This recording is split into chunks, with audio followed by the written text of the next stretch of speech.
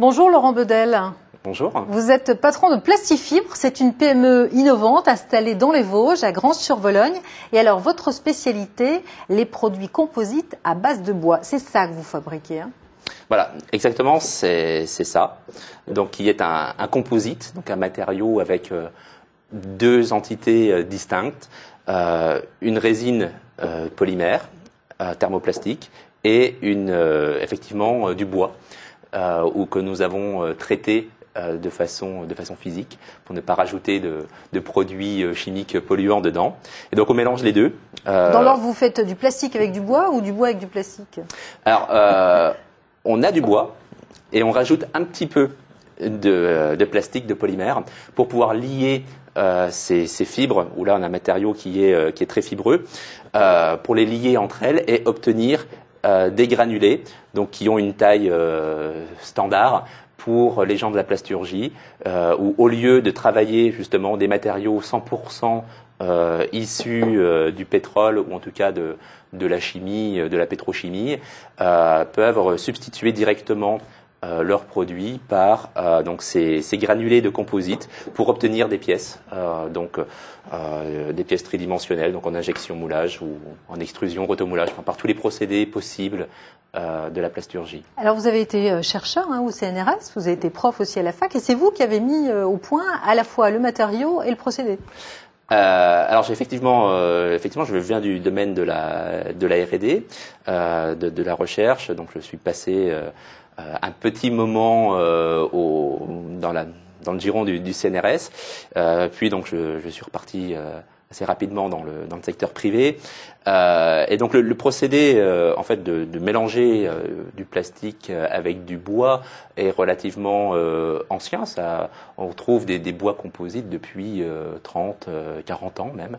Malheureusement, ça n'a jamais percé, et ça ne perce d'ailleurs toujours pas beaucoup, parce qu'on a des problèmes d'incompatibilité entre le bois et le plastique.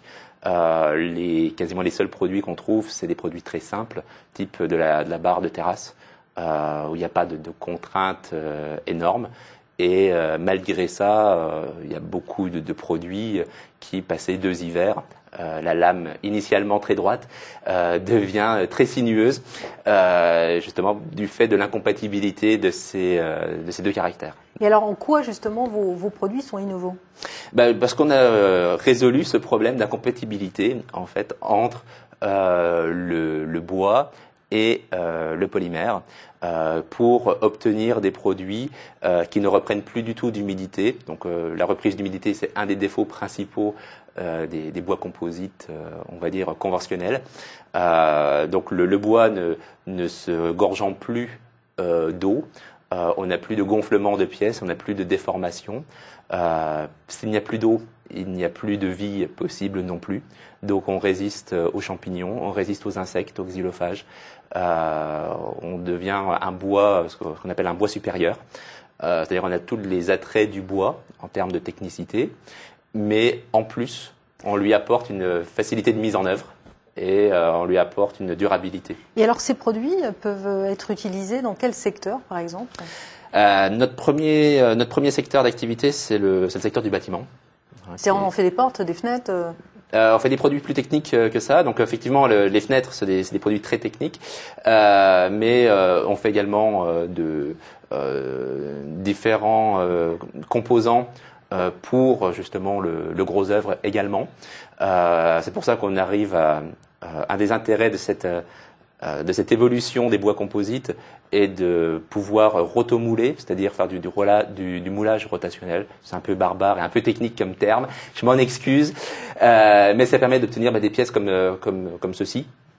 Donc ça, c'est des panneaux de signalisation routière, donc qui sont moulés. Donc c'est des pièces qui sont creuses, de gros volume, et c'est obtenu justement grâce.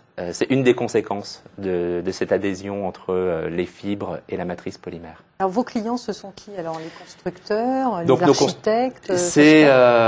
Effectivement, ce sont les constructeurs, des gens de la promotion immobilière, et on va dire que le secteur, la branche de la plasturgie sont des intermédiaires et des sous-traitants.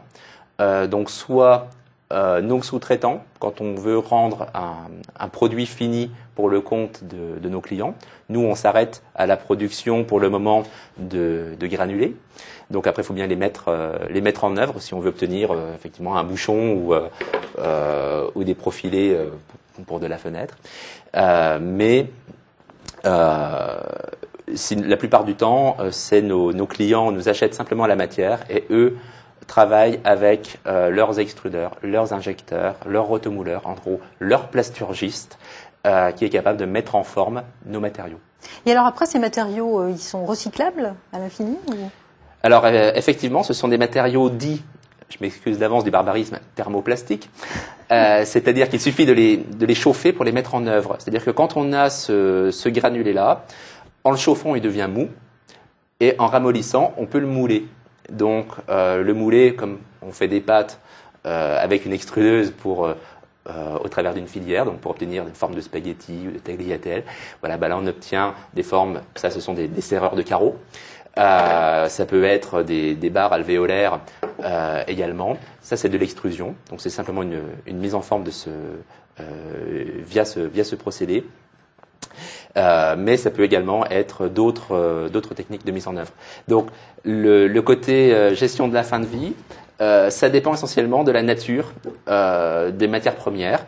Donc si on prend une matière fossile, donc un plastique tout à fait conventionnel, on va pouvoir le recycler, c'est-à-dire qu'on peut le rebroyer la pièce, par exemple une pièce moulée comme ce bouchon, on va le broyer pour refaire des petits morceaux et on peut le réinjecter et refaire une autre pièce.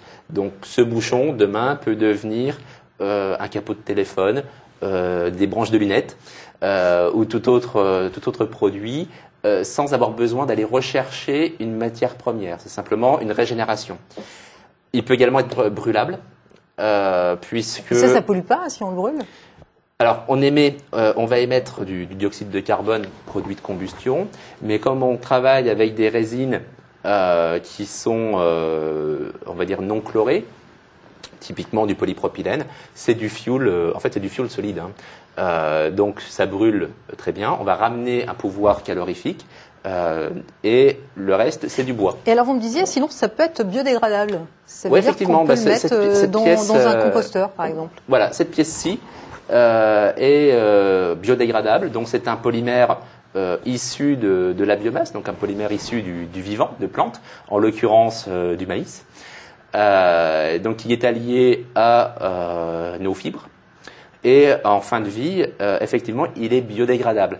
Donc là, j'apprécie le terme compostable, puisque effectivement, en fin de vie, ce que je dis généralement, c'est biodégradable ne veut pas dire autodestructible.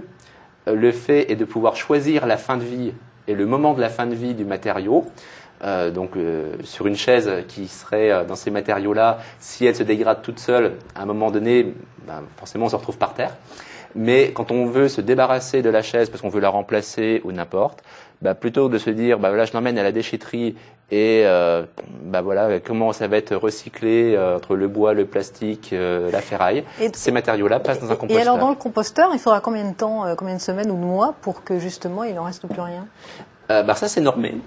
Pour être compostable, ça doit répondre à des normes très précise, et donc il faut effectivement que 90% de la masse ait disparu dans un délai de quelques semaines. Il me semble que c'est 6 semaines, je n'en suis plus sûr exactement, mais en tout cas ils répondent au cahier des charges, les certificats par les fabricants de matières. Alors pour l'heure, vous n'avez pas de concurrents sur ce domaine d'activité, vous êtes les seuls et vous avez déposé des brevets, j'imagine? Alors effectivement, on a déposé des brevets, on a un portefeuille de brevets venant du secteur de la recherche. Chercher c'est bien, trouver c'est mieux, mais une fois qu'on trouve, il faut également valoriser. Et c'est là où souvent le bas blesse, c'est que même quand on trouve, souvent les trouvailles ne sont pas forcément valorisées. Et pour valoriser, il faut protéger. La valorisation, donc ça passe par de la protection à la fois par du brevet, à la fois par du savoir-faire, par des modèles, par des dessins, par un peu tous les outils de la propriété industrielle. Alors pour ce matériau-là et ce procédé-là, pour l'instant, vous n'avez pas de concurrent au monde? On a des concurrents, parce que je vous disais tout à l'heure, les bois composites existent depuis un petit moment. Mais effectivement, ils n'ont pas du tout les mêmes propriétés. En général, on ne peut pas les rotomouler.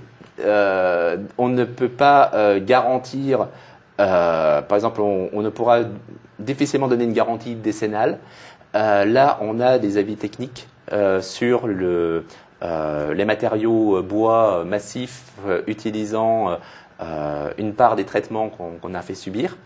Et il y a des avis techniques sur certaines résines polymères. Donc le mélange des deux permet également de s'assurer, on va dire, d'une stabilité. Pour vous, le marché est important actuellement de faire du plastique avec du bois, parce que c'est ça que vous faites? Ah oui. Oui. Sinon, je ne s'y serais pas lancé. Mais effectivement, c'est des marchés qui sont énormes, puisque ça répond en plein à la demande de matériaux, d'éco-matériaux. Donc le fait de mettre du bois, donc de mettre des matériaux biosourcés, même dans une résine qui, elle, est issue du fossile, du pétrole, ça permet de diluer les impacts liés aux matières fossiles. Ça permet également de mieux utiliser le bois, puisque ça permet d'utiliser des chutes de bois, des bois, on va dire sur des branches d'arbres, des cimes, tout ce qui va être de la plaquette forestière, ce qui n'est pas utilisable on va dire en menuiserie ou pour obtenir des pièces, en tout cas pas de valorisation industrielle. Là, on peut les valoriser dans ce sens-là. Alors aujourd'hui, vous employez combien de personnes dans les Vosges? Alors pour le moment, la société, on va dire plutôt sur le développement de la société pour arriver au premier palier qu'on s'est fixé. Donc c'est 25 personnes sur 3 ans, donc sur le site donc de Granges-sur-Vologne. Donc pour répondre. Et l'objectif que vous vous êtes fixé? Le premier objectif, c'est celui-là. C'est déjà 25 personnes, ce sera bien. On sait qu'il y aura 10 personnes de plus en indirect, directement liées au traitement du bois. Mais on va pas être plus royaliste que le roi. On va rester modeste sur cette société. Et alors l'exportation, c'est quelque chose qui est à l'étude? Oui, effectivement, on a des contacts à l'étranger. Là, j'étais justement au Japon en ce sens fin du mois de septembre. Justement, ce qui est un peu paradoxal, puisque les bois composites, à l'origine, sont japonais. C'est les premiers qui ont mis au point ces matériaux-là et justement qui sont intéressés pour nous prendre nos mélanges parce qu'on a résolu le problème que eux n'arrivaient pas à résoudre. Voilà, on le voit, les matériaux nous étonnent tous les jours. Merci Laurent Bedel d'être venu. Merci à vous. Au revoir. Au revoir.